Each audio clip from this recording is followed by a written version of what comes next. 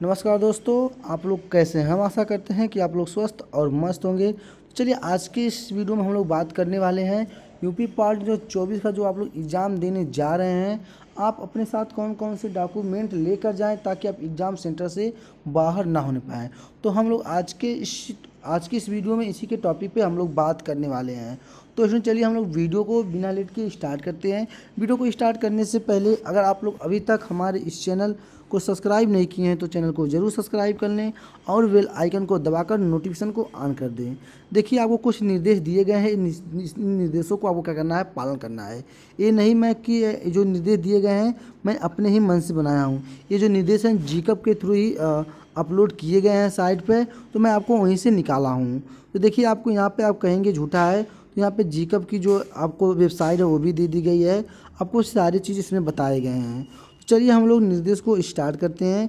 देखिए आपको नंबर 1 है, टोटल आपको 15 निर्देश दिए गए हैं। 15 निर्देशों को क्या करना है, आपको पालन करना है। तो नंबर 1 का निर्देश है, इसमें क्या है, सबसे पहले हम लोग इसको समझते हैं। देखिए इसमें कहा गया है कृपया परीक्षा शुरू होने से पहले 90 मिनट पहले काउंटिंग केंद्र पर पहुंच जाए। इसका कहने का मतलब ये है कि जो आपका एग्ज़ाम है, जैसे मान लीजिए आपका एग्ज़ाम 10 बजे से है, तो आप एग्ज़ाम सेंटर पे 1 घंटे 90 मिनट मतलब 1.5 घंटे पहले आप क्या करिए, पहुंच जाइए। मतलब कि आपका एग्ज़ाम अगर 10 बजे से है तो आप क्या करिए कि 8:30 बजे आप एग्ज़ाम सेंटर पे पहुंच जाएं, ताकि आपको अगर एग्ज़ाम सेंटर आपका वो नहीं है, दूसरा है, तो आप दूसरे एग्ज़ाम सेंटर पे जा सकें। और आप कैसे पहचानेंगे कि मान लीजिए एक नाम से कई ऑनलाइन सेंटर होते हैं, तो आपको करना क्या है, देखिए आपको इस चीज़ का ध्यान देना है।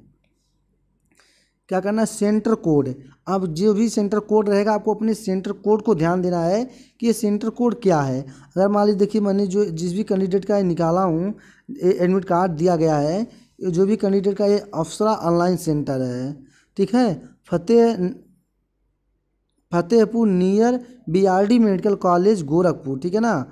ये जो बीआरडी मेडिकल कॉलेज गोरखपुर है इसी में है। देखिए अब अप्सरा नाम से गोरखपुर में एक या 2 या 3 सेंटर होंगे, एक ही नाम से 2 या 3 सेंटर होंगे।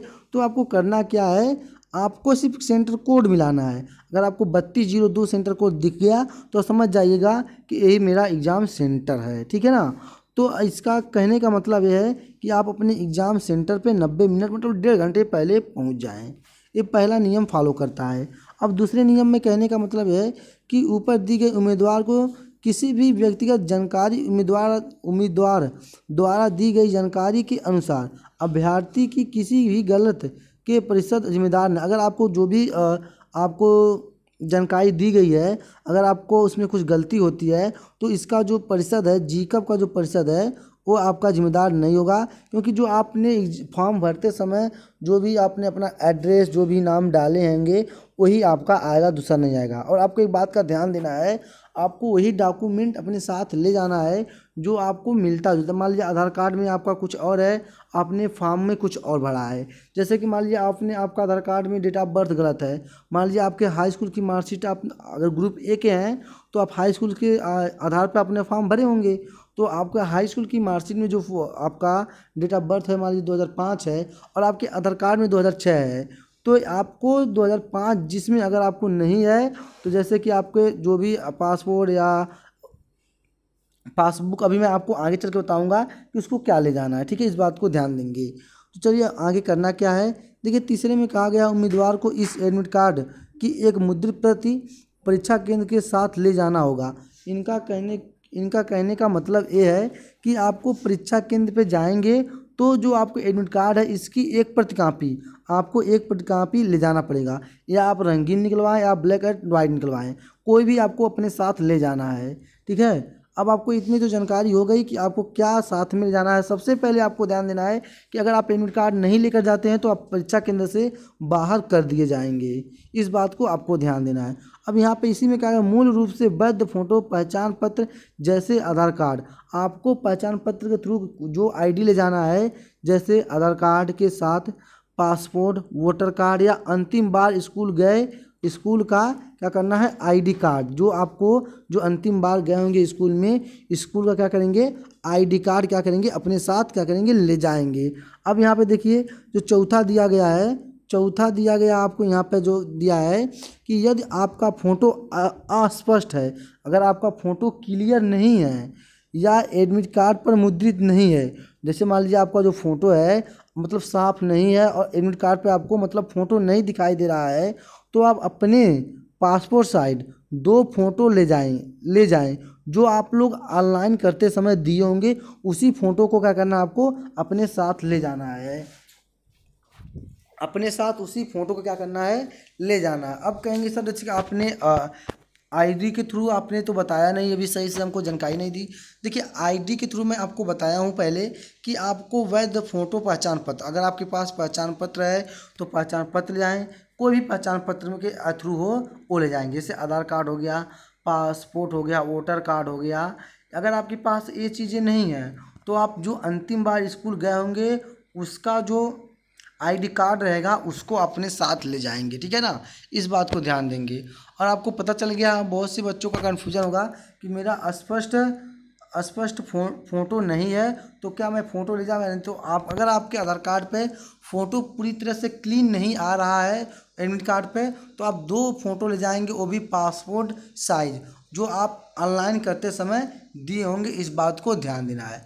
अब देखिए पांचवा क्या कहा निर्देश, पाँचवें का निर्धारित समय के बाद किसी भी अभ्यर्थी को परीक्षा हॉल में प्रवेश की अनुमति नहीं दी जाएगी। अगर आप निर्धारित समय के बाद जाते हैं, जैसे कि मान लीजिए आपका पेपर 10 बजे से है, अगर आप 10:20 पे जाते हैं तो आप 10:10 पे जाते हैं तो आपको परीक्षा केंद्र में हलने नहीं दिया जाएगा। अगर मान के चलिए 10:02 पे पहुंचते हैं, 10:03, 5 तक आपको परीक्षा केंद्र में हलने की अनुमति दी जाएगी, लेकिन उसके बाद 10 मिनट 15 मिनट लेट जाते हैं तो आपको जो परीक्षा हॉल है उसमें आपको अनुमति नहीं दी जाएगी, इस बात को ध्यान देंगे। चलिए छठे नंबर निर्देश को देखते हैं क्या कहा है। अभ्यर्थी को केवल काले नीले बॉल पॉइंट पेन का उपयोग करना है। आपको ध्यान देना है, आपको अपने साथ सिर्फ 2 ही पेन ले जाना है, वो ब्लैक और ब्लू ले जाना है, 2 पेन ले जाना है, उपयोग करना है, ठीक है ना।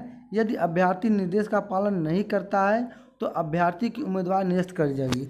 अगर आप अपने जो निर्देश दिए गए हैं इन निर्देशों का पालन नहीं करते हैं तो जो आपकी उम्मीदवार है वो निरस्त कर दी जाएगी, आपको परीक्षा केंद्र से बाहर कर दिया जाएगा, इस बात को ध्यान देना है। अब देखिए 7वां निर्देश बोला गया है कलाई घड़ी, जो आप अपने कलाई में घड़ी पहनते हैं उसको calculator, long table, mobile phone या किसी अन्य इलेक्ट्रॉनिक गैजेट का उपयोग परीक्षा हॉल में ऑन या ऑफ मोड नेटवर्क इंटरफेस के अनुमति नहीं दी जाएगी। आपको ध्यान देना। अब देखिए बहुत से ऐसे स्टूडेंट हैं अपने कलाई में घड़ी पहन लेते हैं, चुल्ला पहन लेते हैं, तो ऐसी कोई भी चीज़ आपको इलेक्ट्रॉनिक चीज़ें कोई भी नहीं आपको अपने साथ ले जानी जाएगी, वो सब परीक्षा केंद्र से ही बाहर रखा दिया जाएगा। अगर आप कोई भी चीज़ लेके जाते हैं, जैसे मोबाइल हो गया, कैलकुलेटर हो गया, कलाई घड़ी हो गई, ये सब आपको क्या किया जाएगा परीक्षा केंद्र से ही बाहर रखा दिया जाएगा। वो गायब होता तो आपकी जिम्मेदारी हो, परीक्षा केंद्र वालों की जिम्मेदारी नहीं होगी। इसलिए आप लोग कोई भी सामान अपने साथ मत ऐसा ले जाएं ताकि जो आपको परीक्षा से वंचित करे। आपको पहले सतर्क रहना है। उम्मीदवार ऐसे किसी भी वस्तु के साथ पाए जाने पर उसके खिलाफ रिपोर्ट दर्ज कराई जाएगी और उसको उम्मीदवार की जो उम्मीदवारी है रद्द कर, अगर आपको ऐसा कोई भी पाया गया गलती तो जो आपकी उम्मीदवार है वो रद्द कर दी जाएगी और आपको परीक्षा केंद्र में नहीं जाने की अनुमति दी जाएगी। चलिए चलते हैं निर्देश नंबर 8 को देखते हैं। निर्देश नंबर 8 में क्या कहा है। प्रतिरूपण के मामले में संबंधित उम्मीदवार की उम्मीदवारी तुरंत रद्द कर दी जाएगी। ये जो आपकी प्रतिरूपण के मामले में अगर कोई भी संबंधित उम्मीदवार की जो उम्मीदवारी है तुरंत रद्द कर दी जाएगी और प्रतिरूपकर्ता के आपराधिकता मुकदमा चलाने के लिए पुलिस को सौंप दिया जाएगा। देखिए आपके ऊपर केस भी कर दिया जाएगा और आपको पुलिस के हवाले सौंप दिया जाएगा। अब देखिए 9वां निर्देश क्या कहा है। उम्मीदवार को यह प्रवेश पत्र काउंसलिंग और प्रवेश तक अपने पास अपने अनिवार्य रूप से सुरक्षित रखना है। जो आपको एडमिट कार्ड है जब तक आपका क्या होता है एडमिशन नहीं हो जाता है तब तक आपको अपने पास इसको रखे रहना है। और जो आप स्लिप है अभी तक अपना जो फॉर्म भरा कर स्लिप नहीं लिए हैं तो वो फॉर्म का जो स्लिप है भी आपको अपना डाउनलोड कर लेना है ताकि आपको एडमिशन कराते समय कोई भी आपको डाउट ना हो, ठीक है। तो चलिए चलते हैं देखते हैं 10वां निर्देश मेरा क्या कहा गया है। कहा है 10वें निर्देश में कि अभ्यर्थी का सारा सामान अनिवार्य रूप से परीक्षा, देखिए अभी मैं आपको ऊपर ही बताया हूँ कि अभ्यर्थी का सारा सामान अनिवार्य रूप से परीक्षा हॉल केंद्र से बाहर छोड़ दिया जाएगा। परीक्षा केंद्र पर सामान के नुकसान या जिम्मेदारी पूरी तरह से उम्मीदवार की होगी। देखिए अगर आपका कोई भी सामान है परीक्षा केंद्र से बाहर करा दिया जाएगा, तो अगर वो गायब होता है या कुछ भी होता है तो आपकी जो केंद्र के उम्मीदवार उनकी नहीं होगी, ये आपकी सीधे जिम्मेदारी होगी, आपकी इसमें रहेगा। ठीक है। अब देखिए 11वां निर्देश में क्या बोला गया है। 11वें निर्देश में कहा गया है आपको सलाह दी जाती है कि आप एडमिट कार्ड पर छपे विवरण की जांच कर लें। जो आपका एडमिट कार्ड है उसमें जो एक बार अपने जो विवरण दिए गए हैं, विवरण को क्या करें, एक बार उसको आप लोग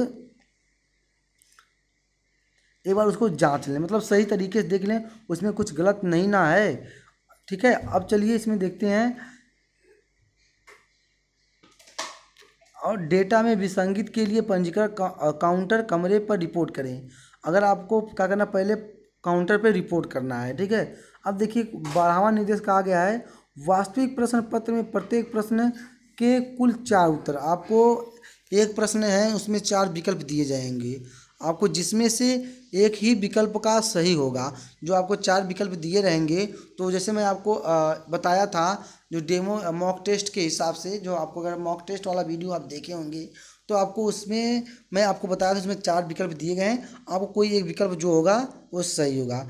ठीक है। और प्रत्येक प्रश्न ही 4 अंक दिए जाएंगे। एक प्रश्न आपको कितने हैं, 4 नंबर का रहेगा। ठीक है। गलत उत्तर देने पर कोई नकारात्मक क्या निगेटिव मार्क्स दे नहीं होगा। अब आपको ध्यान देना है कि जैसे कि 2023 में जो भी स्टूडेंट एग्ज़ाम दिए थे वो निगेटिव मार्किंग नहीं था, और इस साल भी निगेटिव मार्किंग नहीं है, हटा दी गई निगेटिव मार्किंग। जैसे कि आपने, अगर आपको मान के चलिए 25 क्वेश्चन आ रहा है, आपने 25 क्वेश्चन किया, बचा आपको कितना है, 75 क्वेश्चन बचा है। अगर नहीं आ रहा है तो आप तुक्का मार के आएंगे, तुक्का मार के आएंगे। मान लीजिए 75 क्वेश्चन में आपका 10 ही क्वेश्चन सही होता है तो आपका 40 नंबर बन जाएगा।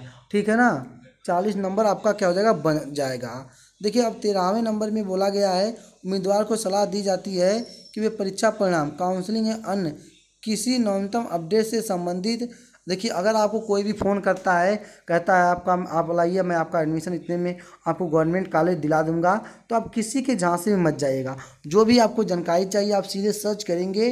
देखिए आपको जो साइट दिया गया है इसका आप क्या करें, स्क्रीनशॉट मार के रख लें। अगर नहीं सर्च कर पाते हैं तो मैं आपको एक सिंपल सी साइट बताता हूँ। सिर्फ आप क्या कर देंगे, गूगल या क्रोम में जीकप लिख देंगे। क्या करेंगे, जीकप लिख के सर्च कर देंगे, आप सीधे जीकप की ऑफिशियल वेबसाइट पर क्या करेंगे, आ जाएंगे। आपको कोई भी फ़ोन करता है, बहुत से ऐसे फ्रॉड होते हैं, जैसे देखिए अभी बहुत से फ्रॉड होते हैं जो बोलते हैं कि आप पैसा दीजिए मैं आपको गवर्नमेंट कॉलेज दिला दूंगा, तो आप पैसा भेज देते हैं लेकिन बाद में उनका कोई फ़ोन नहीं लगता है। देखिए अब आपको 14 में कहा गया जीकप 2024 के लिए परीक्षा परिणाम काउंसलिंग संबंधित अपडेट के लिए फॉलो कर लें। अगर आपको कोई भी जानकारी चाहिए आंसर की के थ्रू तो आप इसको क्या कर लें, फॉलो कर लें। अभ्यास के लिए कंप्यूटर, देखिए अगर आप अभ्यास करना चाहते हैं तो अभ्यास के लिए कंप्यूटर आधारित टेस्ट मॉक टेस्ट लिंक परीक्षा का वेबसाइट पर उपलब्ध है। अगर आप मॉक टेस्ट, जैसे मैं आपको बताया हूँ, अगर मॉक टेस्ट देना चाहते हैं तो आप ऐसे क्या कर सकते हैं, दे सकते हैं। अगर आपको परीक्षा संबंधित जानकारी कृपया कॉल या मेल करें। अगर आपको कोई भी जानकारी चाहिए परीक्षा के थ्रू तो आपको दिए गए नंबर पे, यहाँ पे दूरभाष नंबर दिया गया है, इस नंबर पे आप कॉल कर सकते हैं या मेल कर सकते हैं। तो कहेंगे सर मेल क्या है मेरा, तो आपको मेल है gcup@gmail.com है। ठीक है ना, आप इस पर आप मेल भी कर सकते हैं। ठीक है, इसमें कोई दिक्कत नहीं। देखिए मैं जिस भी कैंडिडेट का था ये आपको उसी कैंडिडेट का दिखाया हूँ, सारी चीज़ आपको इसमें सही दिए गए हैं। अब आपको ध्यान देना है कि देखिए आपको यहाँ पे जो भी जिस भी ग्रुप से आप अप्लाई किए रहेंगे यहाँ पे वो ग्रुप दिखाएगा। अब देखिए सेंटर डिटेल, आपको सेंटर डिटेल दिखाएगा, रिपोर्टिंग डिटेल दिखाएगा, एग्ज़ाम डेट दिखाएगा। ठीक है ना, एग्ज़ाम डेट टाइम, मतलब जिस दिन का एग्ज़ाम है टाइम कब तक है, ठीक है ना, वो भी आपको दिखाएगा। तो स्टूडेंट बस इस वीडियो में इतने ही, हम लोग अगले वीडियो में मिलते हैं। तब तक के लिए जय हिंद, वंदे मातरम।